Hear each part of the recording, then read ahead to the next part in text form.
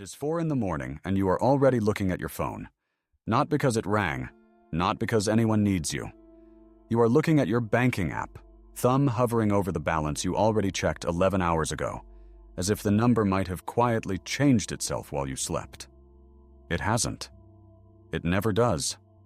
But you check anyway, in the blue light, with your other hand pressed flat against your chest, like you are holding something in place.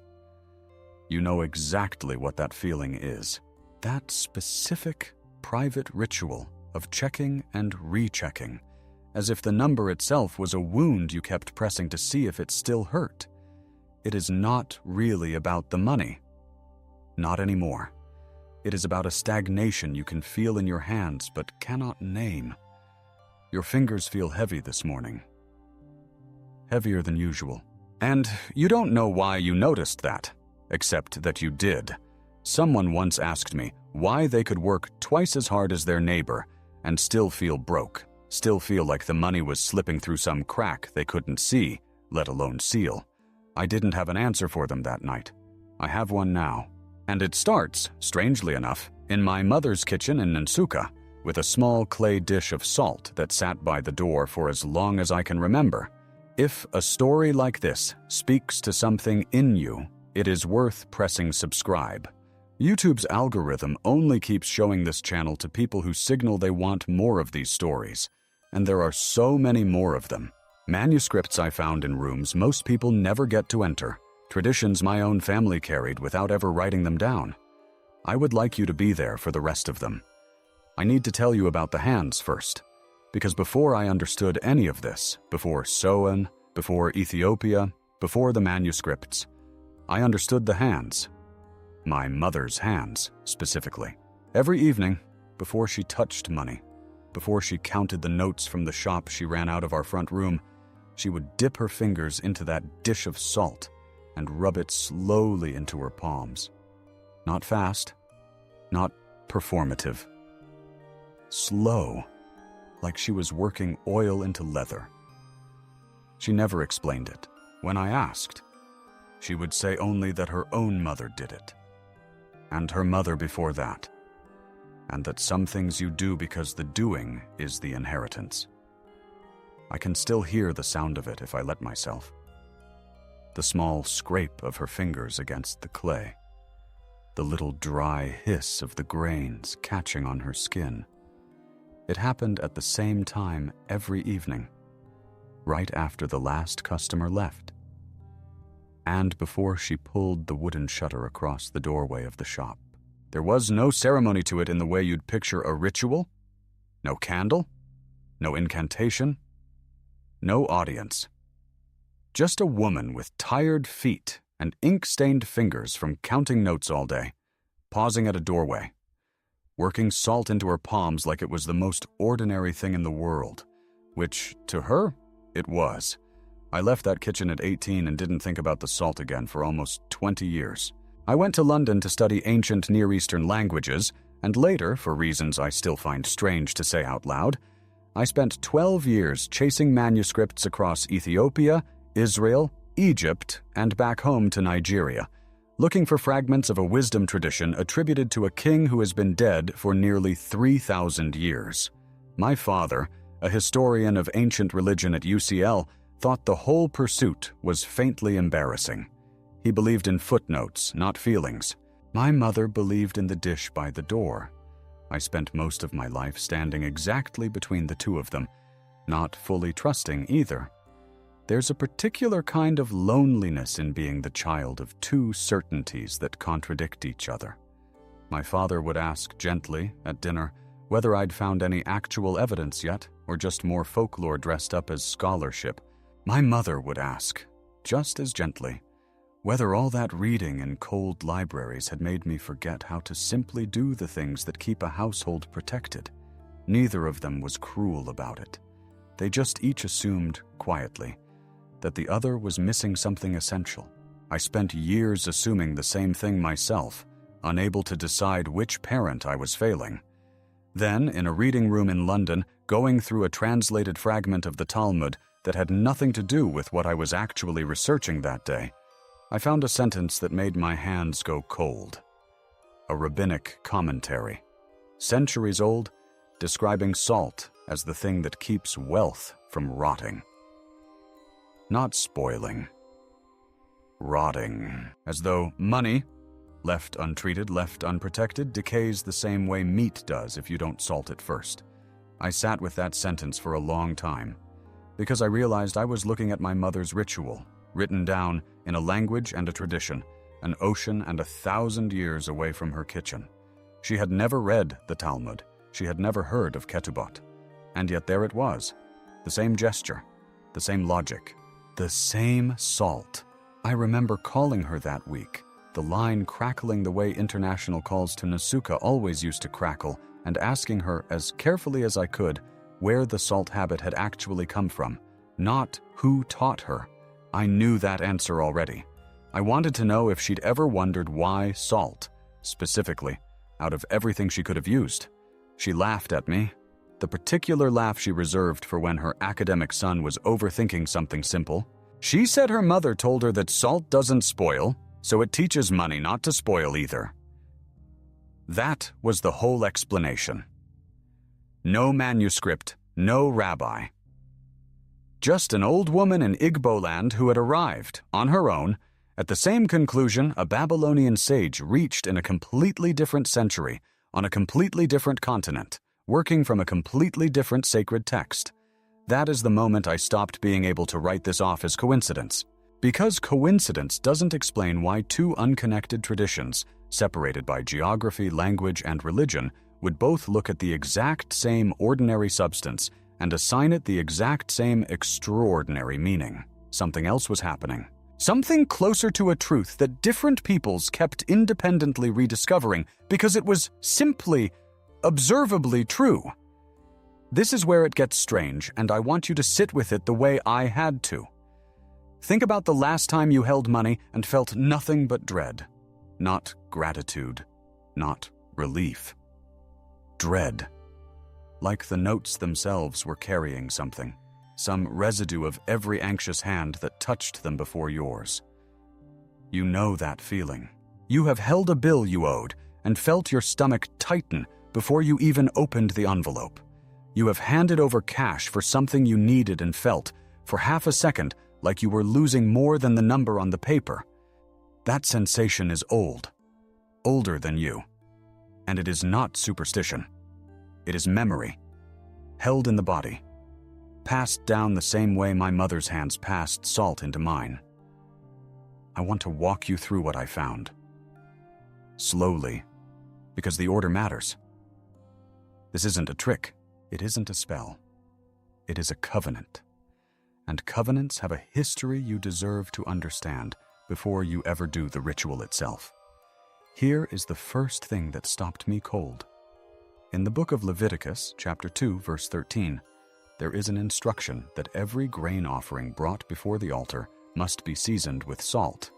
Not sugar, not oil alone. Salt, specifically, described as the salt of the covenant of your God. The text calls it a covenant, not a custom, not a suggestion. A covenant, the same word used for the unbreakable agreements between God and the patriarchs. And then, later, in the book of Numbers, chapter 18, verse 19, it appears again, this time attached directly to a promise of provision. The priests are told that their portion, their inheritance, is secured to them by a covenant of salt forever. Forever. Not until the harvest fails. Not until the market turns. Forever. I remember reading that second passage in a library that smelled like old paper and radiator heat, and thinking about my mother's dish by the door and feeling something shift in my chest that I didn't have language for yet. Because what she was doing, without ever calling it this, was invoking an ancient biblical principle of incorruptibility. She was treating her income the way Leviticus tells the priests to treat their offering. Something to be sealed, protected, kept from rotting. It was late, past the hour the reading room was technically supposed to close, and one of the archivists had let me stay, because I'd asked so quietly he didn't have the heart to send me home. I had my notebook open beside the translation, and I remember my handwriting getting worse and worse as I copied the verse out, because my hand had started shaking slightly. Not dramatically, just enough that the letters slanted more than usual. I've read a great many texts in that room over the years, some of them far older, far more obscure than Leviticus, which every household with a Bible already owns. But none of them had ever done that to my hand before. There's a particular kind of recognition that arrives physically before it arrives intellectually, and that was the first time I understood what people meant when they described a text finding them, rather than the other way around. I sat there afterward for a long time, not reading anything else, just turning the phrase over. A covenant of salt. Not a metaphor. Not a poetic flourish. The specific legal language used elsewhere in the Torah for binding, permanent agreements between God and a people. Applied here deliberately to the portion, the inheritance, the thing a person is given to sustain their household. I thought about how casually my mother had always treated her own version of this, as though it were the most unremarkable domestic habit in the world, when in fact she was quietly reenacting language that ancient priests used to describe their relationship with divine provision itself. I know why salt was chosen for that role, and it isn't mystical in the way people assume. In the ancient world, salt was the one substance everyone understood to be nearly incorruptible. It doesn't decay. It doesn't grow mold. It preserves meat that would otherwise spoil within days. Ancient economies were built around it, literally, which is where the word salary comes from. Paid in salt because salt itself was treated as wealth that could not rot. When the Torah calls it a covenant of salt, it is using the most universally understood symbol of permanence available to that world. Something that resists corruption. Something that lasts. I spent an afternoon once, in a small archive outside Addis Ababa, reading a monk's marginal notes on a manuscript that had nothing directly to do with Solomon, and he'd scrawled, almost as an aside, that salt was the only substance the ancients trusted enough to seal a promise with, because fire could be extinguished, water could dry up. But salt, once dissolved into something, could not be separated back out again. It becomes part of what it touches. I think about that a great deal now. A covenant of salt isn't a covenant you can quietly break and walk away from clean. It dissolves into you. It becomes part of the fabric of the agreement itself. Now think about what corrodes wealth in your own life. Not taxes, not bills. I mean the quieter corrosion. The resentment you carry when you see someone else's ease. The tightness in your jaw when you think about what you don't have. The way you sometimes speak about money like it is an enemy that is hunting you specifically. That corrosion is real, and it moves through your hands into every transaction you make, every decision, every hesitation. The ancient world understood something about preservation that we've forgotten. That some things need to be actively protected from rot. And money, strange as it sounds, is one of them.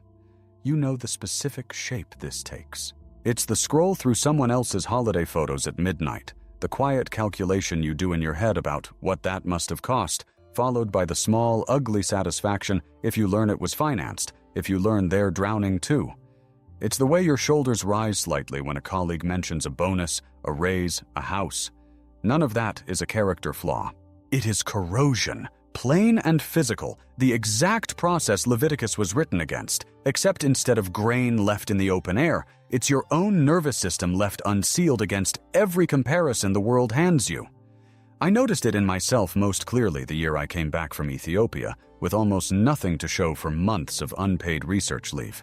Watching former classmates from SOA's post about promotions and property, while I sat in my father's spare room translating fragments no publisher wanted yet. I remember the specific bitterness of it, sharp at the back of my throat, and how ashamed I felt of the bitterness itself, which only made it worse. Nobody had taught me what to do with that feeling except swallow it. It took years before I understood that swallowing it was exactly the unsealed rot the ancient text was warning against. The feeling wasn't the problem. What I did with it, alone, unaddressed, left to fester in silence, was. There is a Talmudic passage from Tractate Ketubot, folio 66b, where the rabbis discuss what actually preserves a household's wealth across generations. And the phrase that survives from that discussion, translated across centuries, says something close to this. The salt of money is charity, meaning the thing that keeps wealth from spoiling, from becoming something toxic and hoarded and cursed, is the act of giving some of it away. Salt doesn't just protect, it requires circulation. A pantry of salted meat that's never touched still rots eventually if it's sealed away in the dark and never used for its purpose. Wealth behaves the same way. Stagnant, hoarded, untouched by generosity, it starts to smell like something the household would rather not admit to. I didn't want to hear that part, if I'm honest. I wanted the ritual to be about protection, about keeping what's mine safe from whatever is blocking it. I didn't expect it to also be about release, but that's what the sources say, again and again, in different centuries, different countries, and I have learned not to argue with a pattern that consistent. I think about my mother again here, because this is the part of the story she never told me directly, but that I watched her live anyway. She was, by any measure, a generous woman, not reckless. Careful, precise, even severe about her accounts. But there was always a portion, small and non-negotiable, that left the shop's earnings before anything else did. Money for a neighbor's child's school fees. Money quietly folded into an envelope for a widow 2 streets over who never asked and never had to. I used to think of this as separate from the salt ritual, as simply who she was. Reading Ketubot 66b, I understood it wasn't separate at all. It was the same principle, expressed 2 different ways. The salt sealed the money from rotting in fear. The giving kept it from rotting in hoarding. Both were required. Neither worked alone. There's a specific kind of stagnation that comes from money you're too afraid to move. You've felt it. The account you don't touch because touching it feels like tempting fate. The number you watch grow just slightly, not because you have a plan for it, but because watching it feels safer than deciding what it's for. That isn't stewardship. That's the hoarded pantry rotting quietly in the dark. Exactly the image the rabbis were pointing to. Salt without circulation isn't a covenant. It's just a locked door. I need to tell you about the second layer now, because it goes somewhere I genuinely wasn't prepared for the first time I encountered it. In Kabbalistic thought, salt is tied to a specific force called Gevurah, which translates roughly to severity, or judgment. Gevurah is the harsh, cutting, restrictive energy in Jewish mysticism, the force that says no, that withholds, that judges. It sits in direct tension with chesed, mercy, the force that gives freely. And the tradition teaches something remarkable about salt, specifically, that when it is used with intention, it sweetens Gevurah. It takes that harsh, restrictive, judging energy and transforms it into a constructive force, one that builds abundance instead of blocking it. I want you to sit with that, because I think it explains something you've felt but maybe never articulated. That harsh internal voice you carry about money, the one that says you don't deserve more, that says you'll always be the one who struggles, that judges every purchase you make as evidence of your own failure. That voice is Gevurah, in a sense, raw, untransformed severity, turned against yourself instead of toward anything useful. The tradition doesn't say to silence that voice or pretend it isn't there. It says to sweeten it, to take that same cutting, discerning energy and redirect it into discipline instead of self-punishment, into boundaries instead of shame. That reframing changed how I understood my mother entirely. She wasn't a superstitious woman warding off bad luck with a kitchen ritual. She was, without any formal training in Kabbalah, without ever hearing the word Gevurah in her life, performing an act that ancient mystics would recognize instantly, transforming harsh judgment into protected abundance, with her own hands every single evening before she let herself touch what she'd earned. I want to give you the physical picture of what unsweetened Gevurah looks like, because I think you'll recognize it immediately. It's the version of you that scrolls through your own bank statement looking for evidence of your own carelessness.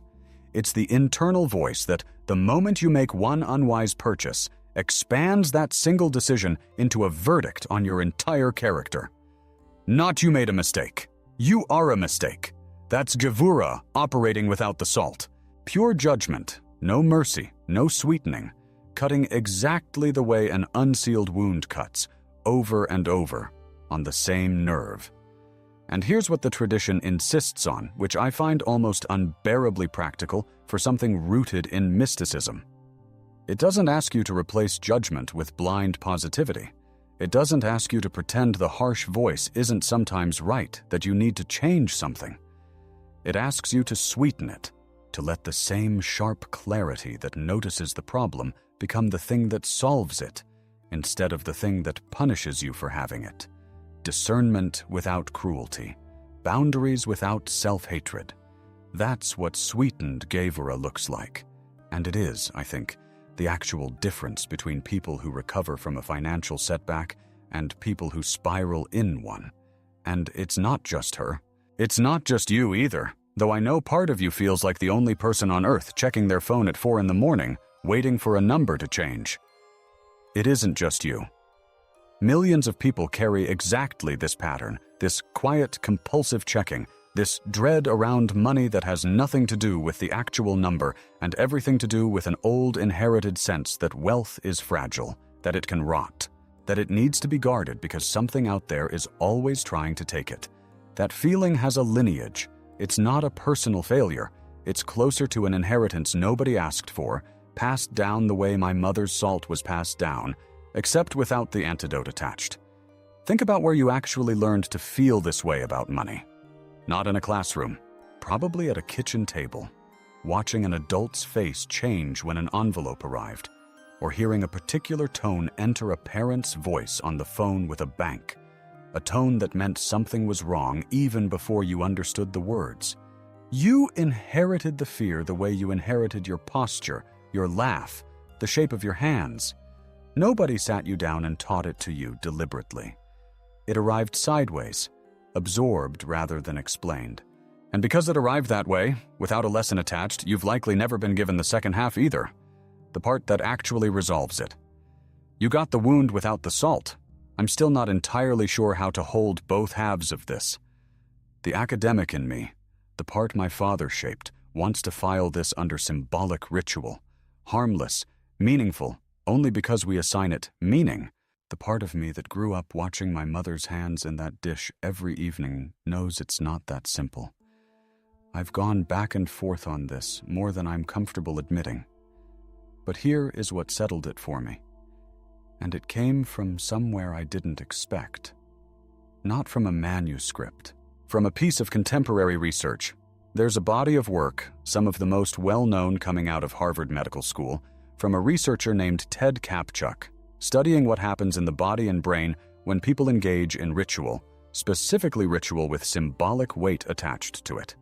What he and others have documented is something called the clean slate effect, a physical, measurable shift that happens when a person performs a deliberate, repeated symbolic act meant to mark a transition, a release, a starting over. The body's stress response actually changes. Anxiety measurably drops. Focus measurably improves. Not because anything supernatural occurred, but because the ritual functions as a cognitive reset button, interrupting the loop of rumination that keeps a person stuck, replaying the same anxious thought. I want to be precise about what that means, because I don't want you to hear this as a doctor telling you to wash your hands with salt and call it science. That's not what's happening. What's happening is that the ritual, performed with real intention, interrupts the specific mental loop you were in at 4 a.m, staring at your phone, pressing your chest like you were holding a wound closed. It doesn't manufacture money out of nothing. It clears the fog that was stopping you from making the one clear decision you'd been avoiding for weeks. I know exactly what the first objection sounds like, because I've made it myself, sitting in seminar rooms surrounded by people who study these things for a living. Washing your hands with salt is just a superstition, someone will say. It has no actual power to create money, no mechanism, nothing you could point to under a microscope. And they're right, in a narrow sense. The salt itself creates nothing. No study anywhere claims that rubbing sodium chloride into your palms deposits currency into an account. That was never the claim, not in Leviticus, not in the Talmud, not here. The claim is narrower and, I think, more honest. The ritual doesn't create the money. It removes the fog that was standing between you and a decision you were already capable of making, a decision the dread had been keeping you from reaching for days, sometimes weeks. Someone will tell you this is just placebo, that it's imagined, that nothing real is happening. I understand the instinct to say that, but the placebo response to a culturally rooted ritual isn't nothing. It's a documented neurobiological event. Dopamine and endorphin release tied to acts the mind has been taught carry weight. That's a real chemical shift, a real change in how clearly you can think, a real change in what you're capable of deciding in the next hour. Calling something a placebo doesn't mean nothing happened. It means something happened in the mind and body rather than in the money supply. And if you've ever tried to make a clear financial decision while your chest was tight and your thoughts were looping, you already know how much that distinction actually matters. The ritual doesn't create money. It removes the fog that was standing between you and the decision you needed to make anyway. So, let me give you what I actually do, and what my mother did, stripped of anything ceremonial or strange, built entirely on what the sources describe. Before you touch anything financial today, a bill, an invoice, a decision about spending or saving, take a small pinch of ordinary salt, the kind already in your kitchen, and rub it slowly between your palms. Not fast, slow enough that you actually feel it. While you do that, say, quietly, even just in your own mind, something close to this. This is sealed. This will not rot. And what leaves my hand will return multiplied. You are not casting anything. You are not binding anyone. You are invoking, deliberately, the same covenant language Leviticus uses for the offering, the same promise Numbers attaches to provision. Then wash your hands, plainly, with water, the way you would before a meal, and go do the one financial task you've been avoiding. Do it before you open the bill you've been leaving unopened on the counter. Do it before the call you've been dreading to a client who owes you money, or a bank that's been sending letters you haven't read yet. Do it before you sit down to actually look at what you have, rather than guessing at it in the dark at 4 a.m. The timing matters more than people expect. This isn't a morning affirmation you say once and forget. It's a threshold ritual meant for the exact moment before you cross from avoidance into action. If you want the fuller version, the one closer to what my mother actually did, let the pinch of salt sit in your palm for a moment before you rub it in. And notice, honestly, what you're feeling in your chest right then. Not what you think you should feel. What's actually there. Dread, resentment, exhaustion, whatever it is, let it be named silently. Once, and then rub the salt through it anyway. The rabbis weren't asking anyone to feel calm before they salted the offering. They were asking them to bring the offering regardless of what they felt, and trust the sealing to do its work over time, transaction by transaction, evening by evening, the same way my mother did it for 30 years without once describing it as spiritual. That's the whole ritual. It costs nothing. It takes less than a minute. And the sources are consistent across centuries about why it works, layer by layer, biblical covenant, rabbinic wisdom about circulation, mystical transformation of harsh judgment into protection, and now, modern neuroscience explaining the mechanism underneath all of it. Go back for a second to that kitchen doorway in Nsukka, the dish of salt, my mother's hands moving slowly through it in the evening light, the small, dry scrape of grains against skin, the shutter waiting to be pulled across the doorway once she was done. I used to think that was just a habit she inherited, one more piece of the old world she hadn't left behind. I know now it wasn't habit. It was covenant, carried across an ocean, across religions she'd never studied intact, because some truths don't need a library to survive. They survive in hands. And go back, to your own hands this morning. The thumb hovering over the balance you'd already checked 11 hours earlier. The other hand pressed flat against your chest, like you were holding something in place, something you were afraid might come loose if you let go. That heaviness in your fingers wasn't weakness. It wasn't proof that you're bad with money, or cursed, or behind everyone else, or somehow built differently from the people you watch move through the world with ease. It was Gevurah, untransformed, asking to be sweetened rather than silenced. It was a covenant your hands were reaching for without knowing its name yet. What you were calling stagnation was never really about the number on the screen. It was about a hand that had never been shown how to hold money without also holding dread alongside it, gripping both at once until you could no longer tell where the fear ended and the finances began. Now you have been shown. Not a trick, not a spell. A covenant your own ancestors, whoever they were, wherever they came from, likely kept in some form you were never told the meaning of. What you do with it now is up to you. If this reached something in you, something you felt but never had words for, consider what a video like this actually costs to make.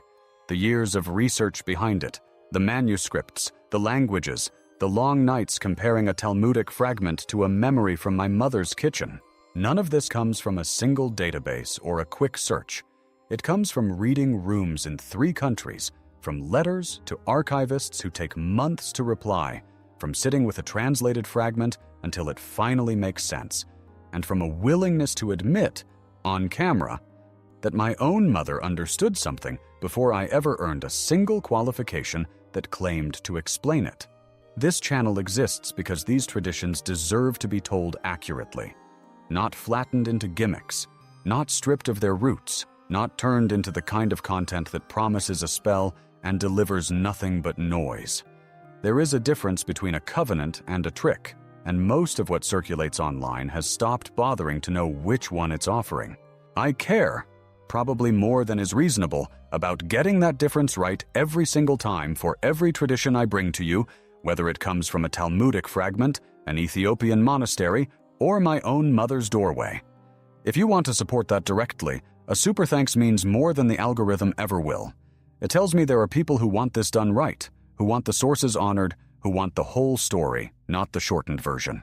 It funds the part of this work that doesn't show up on screen, the archive requests, the translations commissioned from people who actually read Ge'ez and Aramaic properly, the quiet, unglamorous labor behind every video that looks, from the outside, like it took 20 minutes to write. You're not just watching this. You're one of the people keeping these stories alive. And keeping them accurate, which matters to me more than keeping them popular. Tell me something in the comments. When was the last time you caught yourself checking your balance at an hour that had nothing to do with actually needing to know the number? I want to hear it, honestly, without the polished version. Not the story you'd tell a stranger to sound composed. The actual hour, the actual reason your thumb moved toward the phone before your mind had even decided to look. I suspect a lot of you will recognize each other in the answers, and I suspect some of you have never said it out loud before, not even to the people closest to you, because it feels smaller and stranger than the problems you're allowed to talk about at dinner. I'll read them. Everyone I can. Not because I have some tidy response prepared for each situation, but because I think there's something in simply being witnessed doing this, admitting to the 4 a.m. version of yourself, that starts to loosen the grip of it slightly, the same way naming Gevurah loosens its grip, the same way a covenant of salt loosens the grip of dread on a transaction. Say the hour. Say what you were checking for. Let someone else recognize themselves in it too. Sleep well tonight. Or don't. Either way, when you wake up, there's a small dish of salt somewhere in your kitchen already. You just haven't used it the way it was meant to be used yet.